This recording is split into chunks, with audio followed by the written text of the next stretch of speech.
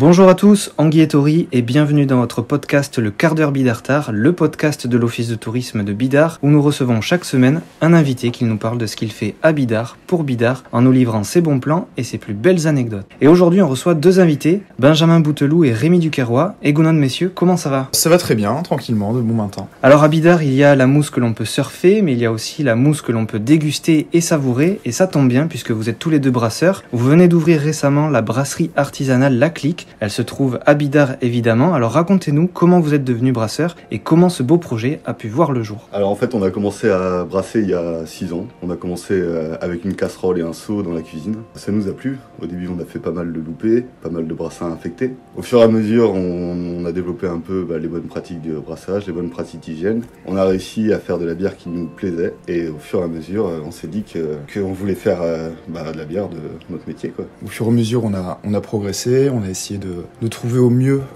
les matières premières et vraiment se rapprocher de ce qu'on aimait à travers notre gamme du coup de bière. Donc on a fait à peu près une centaine de brassins tests avant d'arriver à un résultat vraiment qui nous plaît. C'est pour ça qu'on a vraiment lancé le projet, parce qu'on s'est dit que ça pouvait vraiment fonctionner et surtout nous plaire dans le temps. Alors les gens se posent peut-être la question, nous aussi d'ailleurs, comment vous avez choisi le nom de la brasserie ? Pourquoi La Clique ? En fait on s'est rencontrés il y a à peu près 12 ans à La Rochelle et on s'est rencontrés autour de la bière avec Benjamin. À l'époque, il y avait beaucoup d'amis qui gravitaient autour de nous deux. La Clique, c'est tout simplement parce qu'on est deux potes pas éternels mais quasiment. Et on a décidé de se lancer dans ce projet à deux.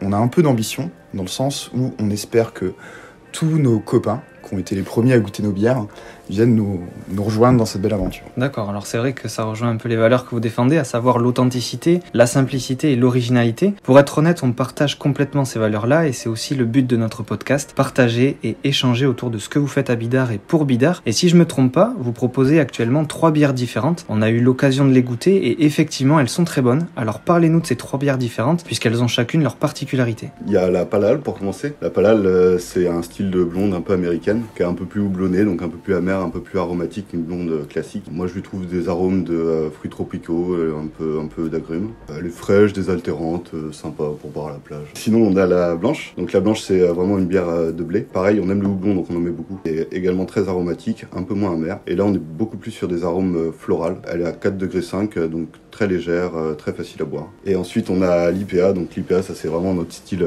préféré. Donc l'IPA c'est une bière qui est énormément houblonnée à cru. Donc qui lui apporte beaucoup d'arômes de fruits tropicaux mais aussi agrumes et un côté légèrement résineux. Une franche amertume qui est vraiment équilibrée du coup avec cette dose aromatique. Ouais, c'est la bière vraiment qu'on a travaillé le plus parce que c'est le style de bière qu'on adore et qu'on préfère le plus à partir du moment où les IPA ont commencé à revenir en France. On en a goûté, au début on n'aimait pas trop ça, on a un peu insisté et finalement maintenant c'est devenu notre style de bière vraiment fétiche. C'est devenu aussi une tendance un peu en Europe et aux États-Unis, c'est vraiment la bière à la mode en ce moment. Complètement, ouais. Alors la particularité commune à toutes ces bières, c'est qu'elles sont produites en bio. Vous devez donc avoir un cahier des charges ou en tout cas un ensemble de critères à respecter. Parlez-nous de cette volonté de production bio qu'on ne trouve pas forcément chez les autres brasseurs. Alors le bio c'est tout simplement parce qu'on aime ça, on aime les valeurs que ça peut défendre. Pour l'instant c'est vrai qu'on a la certification bio, donc on est certifié par un organisme certificateur qui s'appelle Ecocer. Plus tard dans l'avenir on aimerait bien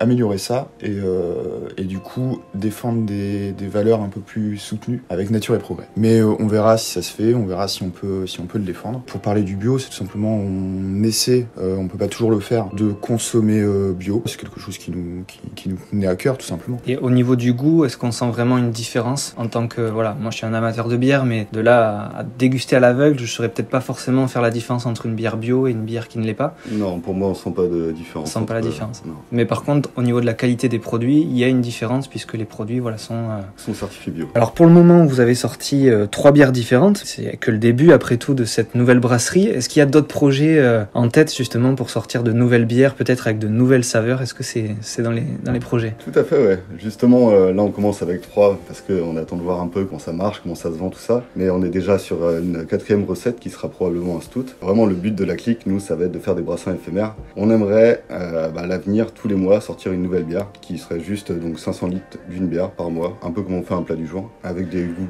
qui changent, des saveurs qu'on n'a pas l'habitude.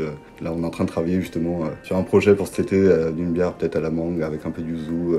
On a plein d'idées, on a fait plein de tests aussi, on continue à en faire.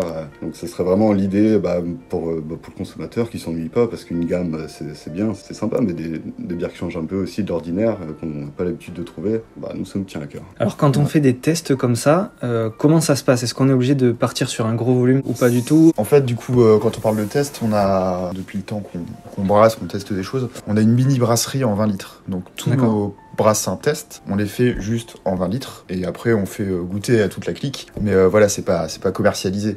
Et une fois qu'on est satisfait du résultat juste en petit volume, effectivement, voilà, on parle de brassins éphémères en 500 litres. Mais on va pas faire directement 500 litres de quelque chose qu'on maîtrise pas, quoi. Alors on va pas vous demander évidemment la recette, elle est bien gardée et heureusement, mais pour fabriquer une bonne bière, quels sont les ingrédients de base nécessaires ou en tout cas quel est le processus de fabrication? Alors pour commencer, il y a l'eau, c'est 98% de la bière. L'eau de Bidart, on a de la chance, elle est plutôt bien équilibrée au niveau des minéraux, c'est assez important du coup pour la bière. Ensuite il y a le malt, donc en fait nous on va concasser le malt pour ensuite extraire les sucres, donc en faisant chauffer de l'eau et en empâtant. Donc là on va donc chercher les sucres fermentescibles, ensuite on va recirculer la bière pour l'éclaircir, et puis on va la mettre en cuve d'ébullition, et là on va mettre le houblon, donc qui va apporter l'amertume et l'arôme. Ensuite on refroidit ça rapidement et ça part dans des fermenteurs, là on met les levures, donc les levures vont manger le sucre et créer l'alcool. Et après cette phase, nous on va mettre du houblon accru, donc pour toutes nos bières, qui apporte justement l'arôme qu'on aime tant. Le cycle de production, combien de temps il dure? Pour faire une bière à peu près, Est-ce qu'on a besoin de plusieurs semaines? Est-ce qu'il y a besoin au contraire de moins de temps? Il faut au moins 6 semaines entre le moment où on brasse et le moment où la bière est terminée. Donc en 6 semaines, on peut produire une bière et la déguster. Ouais, tout à fait. Alors les gens pourront évidemment vous rencontrer directement à la brasserie pour échanger avec vous, mais aussi pour découvrir toutes ces étapes de fabrication. Et le point important, même très important, c'est qu'ils pourront aussi déguster vos bières et se dire qu'à Bidart, on peut boire de très bonnes bières. Alors justement, en parlant de Bidart, on a vu que les étiquettes de vos bières faisaient référence à certains endroits du village, une sorte de petit clin d'œil pour revendiquer cette appartenance au village. Ça a l'air de vous tenir à cœur, alors pourquoi Bidart? Tout simplement parce que c'est une ville qui nous plaît. Moi, c'est devenu ma ville de cœur. Depuis que je suis arrivé ici, je suis pas arrivé il y a très longtemps, je suis arrivé il y a 2 ans, pour être tout à fait honnête. J'étais expat et quand j'ai choisi de démissionner pour me lancer complètement dans ce projet, je me suis dit, voilà, j'ai parcouru un peu le Pays Basque et je suis rapidement venu à Bidart parce qu'au final, il y a des coins que j'adore ici, la plage d'Hérétégia, le centre, même le petit centre-ville. L'été, quand tout est ouvert, il y a du monde, c'est magnifique. C'est la convivialité qu'on peut retrouver aussi autour de votre bière. Moi, je suis arrivé ici il y a 6 ans. Au début, j'habitais à Alsou, un peu plus dans les terres. Je venais à Bidart assez régulièrement parce que j'adorais cette ville. Et au final, je suis venu m'installer là il y a 3 ans. Tant qu'on parle de Bidart, et puisqu'on connaît maintenant votre amour pour le village, si vous deviez élire votre endroit préféré à Bidart, ce serait lequel? Alors moi, ce serait clairement Hérétégia. Okay. C'est la plage où je vais le plus souvent. On habite pas très loin ni l'un ni l'autre, donc on va souvent à la plage pour boire une petite bière, surtout en été. Effectivement, pour apprécier un beau coucher de soleil, il n'y a pas mieux que Hérétégia. Alors cette brasserie, elle est encore jeune, même si on sait qu'elle a de belles années devant elle. Finalement, c'est quoi votre ambition avec la clique? Est-ce que c'est de rester sur ce format-là, de petite brasserie artisanale, ou au contraire, c'est de se développer et de devenir à terme une plus grosse brasserie? On veut vraiment rester dans l'artisanat, donc on veut pas ressembler à des brasseries énormes qui sont beaucoup développées, voilà. On va pas forcément les citer, je pense que tout le monde sait à quel format je fais référence. Mais évidemment, pour qu'on soit viable économiquement, il va falloir grossir un peu. Donc pour l'instant, on démarre en 5 hectolitres par semaine. On produit 500 litres par semaine. Et voilà, pour rentrer dans nos frais et très rapidement se dégager des salaires, on va devoir bien évidemment grossir un petit peu, tout en restant artisan et en essayant bien évidemment toujours d'être assez proche des clients. Et voilà, et les gens auront toujours la possibilité de passer, on les accueillera avec plaisir dans notre petite unité de production pour leur faire visiter. Leur parler de la bière, leur parler du processus et de nous, pourquoi pas, s'ils veulent. Éventuellement, mais ça fait partie aussi de l'histoire de cette bière. Alors pour l'instant, vous vendez votre bière directement à la brasserie, mais on peut la retrouver aussi à différents endroits du Pays Basque. Est-ce que vous pouvez nous en parler de ces différents points de vente? Si les gens ne viennent pas forcément à Bidart, où est-ce qu'ils peuvent trouver votre bière? On a commencé la commercialisation il y a tout juste 2 semaines, donc évidemment on n'est pas présent dans beaucoup d'endroits, mais on peut nous trouver dans des institutions entre guillemets par exemple à la Tireuse, à Biarritz, au Craft, à Anglette, la cave Opéra Vinalis, la ferme Elisaldia également, la cave de Bidart, bien sûr, et voilà, et quelques petits endroits comme ça, un peu dispersés. On espère être un peu plus présent dès la réouverture des restaurants et des bars qu'on attend, j'imagine, tous avec impatience. Ouais. Alors, la tradition veut qu'on termine toujours avec une petite anecdote où nos invités nous livrent un moment ou un souvenir marquant de leur carrière, un moment déclencheur ou révélateur, ça peut être n'importe quoi. De votre côté, ce serait quoi ? C'est assez drôle. On en parlait quand même depuis longtemps avec Benjamin de monter une brasserie. Entre-temps, on brasse en amateur tous les deux depuis à peu près 6 ans. C'est tout Benjamin qui a été à l'initiative du projet, c'est moi qui ai suivi. Je rentrais régulièrement entre deux expats pour qu'on puisse continuer à discuter du projet, brasser ensemble, s'entraîner. À un moment donné, de partir, de revenir, j'en ai eu vraiment plein le cul. Et juste avant Noël, je l'ai appelé, je lui ai dit bon, on se lance ou pas ? Il me fait bah ouais carrément, depuis le temps que je t'attends, faut peut-être qu'on y aille quoi. C'est peut-être le moment. Et donc je l'ai appelé, je suis revenu le 3 ou 5 janvier au bureau, à Paris. Je leur ai dit, bon écoutez, je démissionne. Donc le temps que ça se fasse, etc., il s'est passé 2 mois, et 2 mois après, j'étais dans le Pays Basque, je m'installais, et vraiment on commençait à parler du projet, et à rentrer à fond dedans.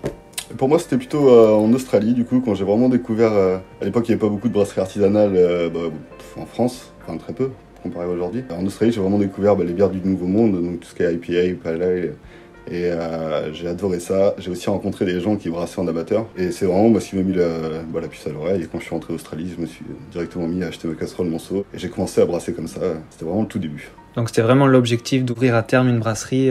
Quand vous avez commencé avec la casserole, c'était de se dire bon, on commence comme ça, mais le but c'est que dans quelques temps on puisse ouvrir une brasserie et commercialiser notre propre bière.